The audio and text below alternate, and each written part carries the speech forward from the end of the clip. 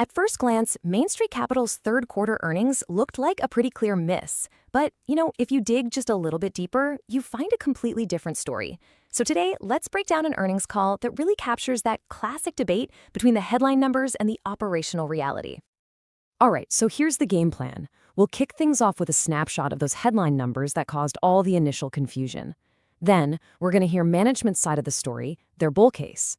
After that, we'll get into the big dilemma for investors. How do you weigh the company's fantastic performance against its sky-high valuation? And finally, we'll wrap it all up with the next call, our official rating and a potential way you could trade it. So this really is the central question, isn't it? Was Main Street's Q3 just a miss based on accounting rules? Or was it actually a high-quality operational beat? The stock's reaction kind of tells us the market already made up its mind. So let's peel back the onion and see exactly why.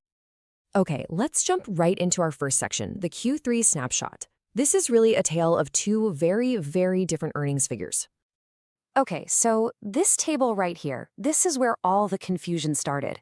Just look at that top line. The official GAAP number, that's net investment income, or NII, it missed estimates. But then, look at the line right below it, distributable net investment income, or DNII, and this is the number that management and long-term investors really care about. It actually beat estimates.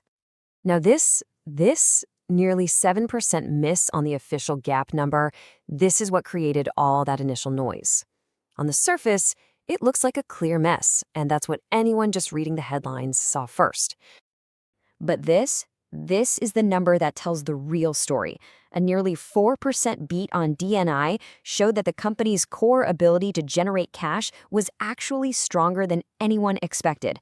And that, right there, is the crucial takeaway. The market completely ignored the accounting noise and focused on this operational beat.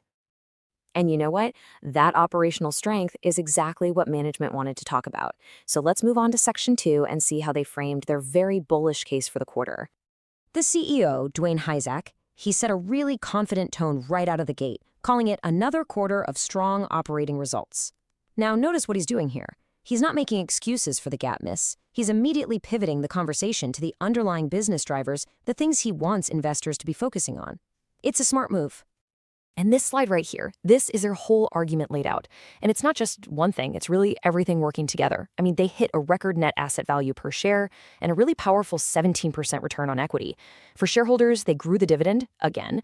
Looking to the future, they've got an above-average investment pipeline. And they're doing all this with over $1.5 billion in liquidity and some of the most efficient operations in the entire industry. It's just a powerful picture of a business that's firing on all cylinders. But, and this is a big but, even with that incredible performance, the market faces a serious dilemma.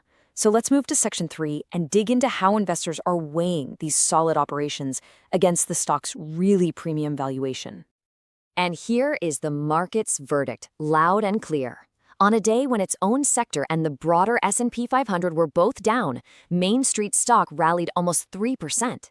This is all the proof you need that investors bought management's bullish operational story, hook, line, and sinker. But here it is. This is the heart of the bear case, and it's a big one. Main Street trades at about 1.7 times its net asset value.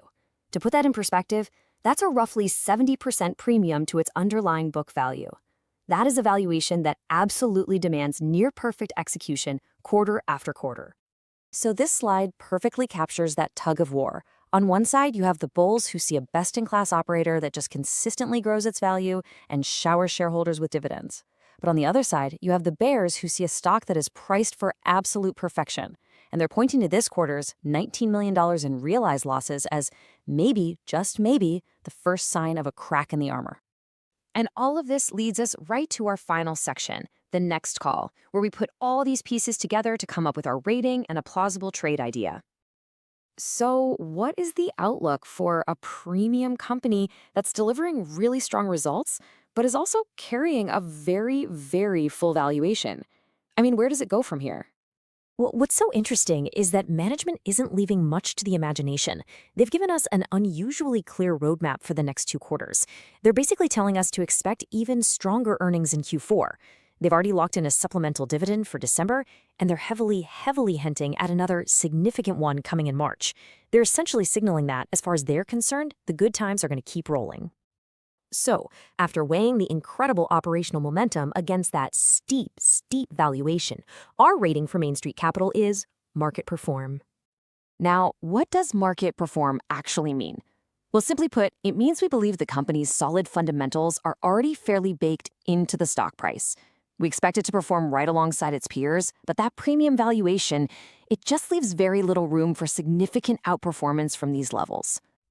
So how do you trade that? Well, we call this idea premium capture, and the strategy is pretty simple.